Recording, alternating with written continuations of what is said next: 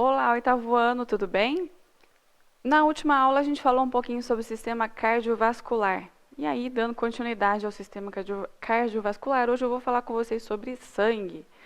O sangue, ele é um tecido líquido formado por diferentes tipos de células que estão suspensas no plasma. E ele circula em todo o nosso corpo através das veias e artérias. Então, as funções básicas do sangue é levar o oxigênio e nutrientes para as células.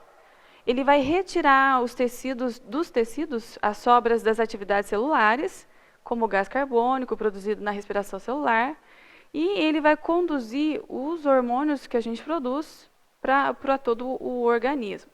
Ele defende o corpo das ações de agentes nocivos, como o coronavírus, né, que a gente está passando por isso agora. Então, os componentes do sangue, ele é dividido em duas partes. Então, ele tem a parte líquida e a parte sólida. A parte líquida a gente vai chamar de plasma. Nessa imagem que vocês estão vendo aí, é o que está de amarelinho. Então, para separar a parte líquida de parte sólida, a gente usa um método de separação de misturas, que vocês já viram lá no sexto ano, que é a centrifugação. Então, quando a gente vai fazer exame de sangue, tira lá o sangue, né? A enfermeira tira o sangue da gente, está aí a imagem, coloca nessa centrífuga, fica girando, e aí o que é sólido vai ficar nas extremidades, o que é líquido fica mais ao centro ali da centrífuga. E a parte sólida, ela é composta por células. Então tá aí, tem as células, as hemácias, na imagem é a que está aí do lado de célula, essa vermelhinha, e os leucócitos, também chamados de glóbulos brancos. Além das células, tem os fragmentos de células, que são as plaquetas, e a parte líquida, que é o plasma. Vou falar para vocês um pouquinho, então, sobre o plasma. Está aí uma imagem de alguém que fez alguma doação de sangue. Então, quando doa sangue, separa o plasma da parte sólida. O plasma ele é formado com 90% de água e também tem nutrientes, como a glicose, os lipídios, os aminoácidos, as proteínas, os sais minerais e as vitaminas. Então, todos esses nutrientes, eles vão ser transportados no sangue através do plasma. Tem o gás oxigênio e hormônios, e também os resíduos das células, como o gás carbônico e outras substâncias que devem ser eliminadas do corpo. Então, ele está ali auxiliando na limpeza do nosso organismo, está tirando as toxinas, vai ali pelo plasma. Outro componente do sangue são os glóbulos vermelhos, ou as hemácias, né? São as células que têm maior quantidade nos humanos. Então, quando a gente vai analisar lá as células, a que tem maior número são os glóbulos vermelhos. Eles possuem a forma de um disco côncavo de ambos os lados e não apresentam núcleo. Ou seja, eles têm, quando eu falo que eles são côncavos, eles têm uma voltinha. Então, o miolinho dele ele é mais fininho que as bordas e é em formato circular. São produzidos na medula óssea e são ricos em hemoglobina. A hemoglobina é uma proteína e é o que vai dar a cor vermelha ao sangue, né? É o que dá a cor vermelha nas hemácias. Quando a gente faz as trocas gasosas lá no pulmão, o sangue, ele tem uma das funções dele é transportar o oxigênio que a gente ingeriu.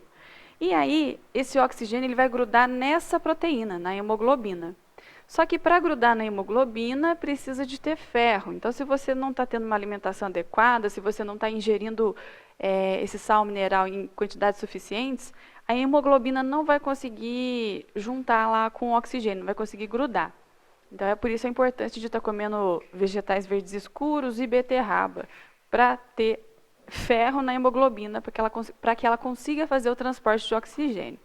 Outro componente do sangue são os glóbulos brancos.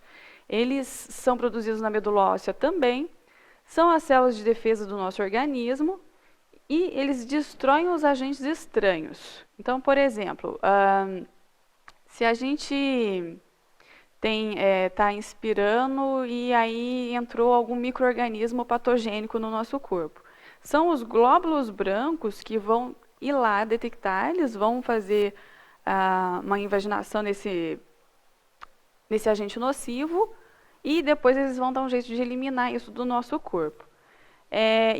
Tem diversos tipos de leucócitos, então eles têm diferentes formas. A gente não tem só um tipo de glóbulo branco, a gente vai ter vários formatos. Então está aí na imagem, trouxe para vocês aqui ó, os monócitos, os linfócitos, os eosinófilos, os basófilos e os neutrófilos. Todos eles com essa função de eliminar coisas que não fazem parte do nosso corpo. Outro componente do sangue são as plaquetas. A principal função da plaqueta está relacionada ao processo de coagulação do sangue. E um exemplo é quando tem um ferimento. Então, as plaquetas elas aderem a essa área lesada e produzem uma rede de fios extremamente finos, que impede a passagem das hemácias e retém o sangue.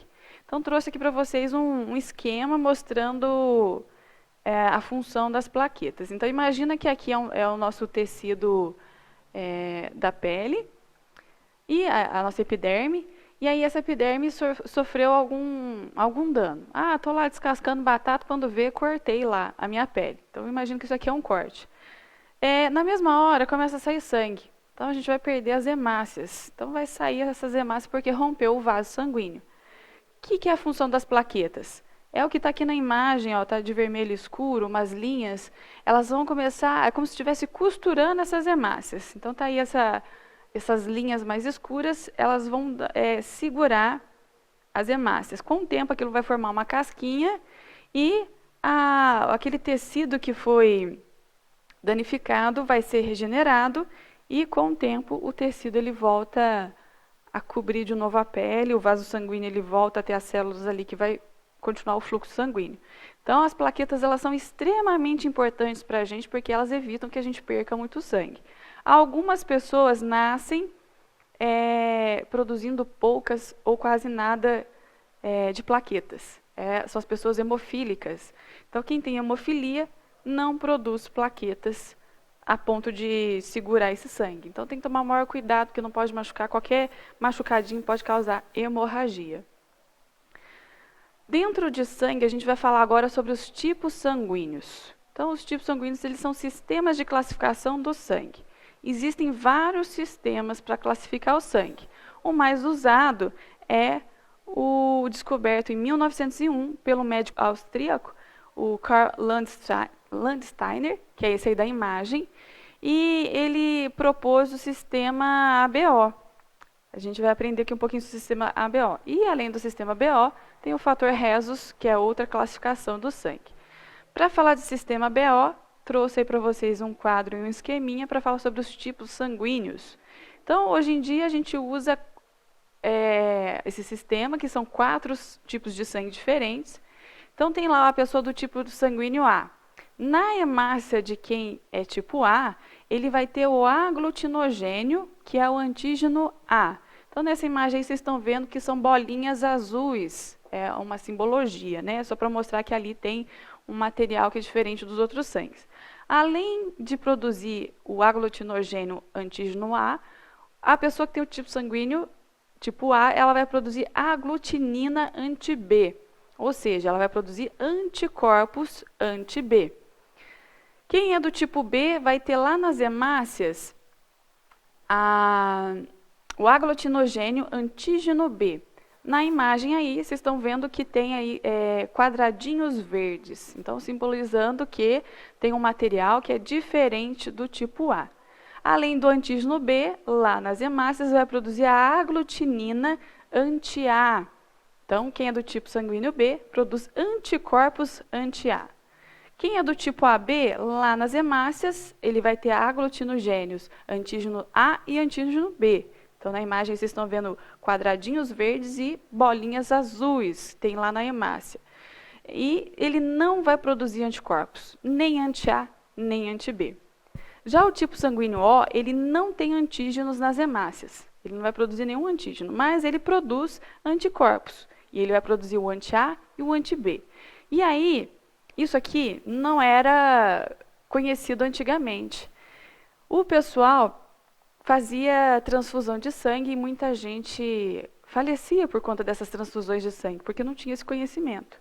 Aí, hoje em dia, como a gente já tem materiais eletrônicos que ajudaram a identificar, hoje em dia a gente consegue ter uma informação maior a respeito desses tipos sanguíneos, a gente consegue montar um esquema de quem pode doar para quem, sem causar nenhum problema para a pessoa que está recebendo o sangue. Então está aqui o esqueminha. Tipo AB, ele é considerado receptor universal. Por quê? Porque ele pode receber doação do tipo A, do tipo O e do tipo B e do tipo AB. Por quê? Porque ele não produz anticorpos. Como ele não produz anticorpos, ele recebe de todo mundo. Já o tipo O, ele é considerado doador universal. Ele doa para todos os outros tipos sanguíneos e para ele mesmo. Por quê? Porque ele não tem os antígenos. Então, ele doa para qualquer um. Mas ele recebe só do tipo O, porque ele produz anti-A e anti-B. Então, ele produz 2 anticorpos. Então, ele só pode receber do tipo O. Tipo sanguíneo A, ele recebe do O, recebe dele mesmo e pode doar para o AB. E o tipo B, ele recebe do O, doa para o AB e recebe e doa para ele mesmo. Então, está aqui um esqueminha mostrando quem pode doar para quem. Outra classificação de sangue que ajuda a gente nessa questão de doar sangue é o fator Rhesus. Também está lá presente na membrana das hemácias. Então, quem tem esse fator, ele é considerado positivo, e quem não tem esse fator nas hemácias é considerado negativo. Então, é por isso que quando a gente fala assim, qual é o seu tipo sanguíneo? A positivo, A negativo, O positivo, O negativo. Levando em consideração que tem esses 2 fatores que a gente usa para classificar os tipos sanguíneos. 8º ano, obrigado pela presença. Conto com vocês na nossa próxima aula de ciências. Até mais.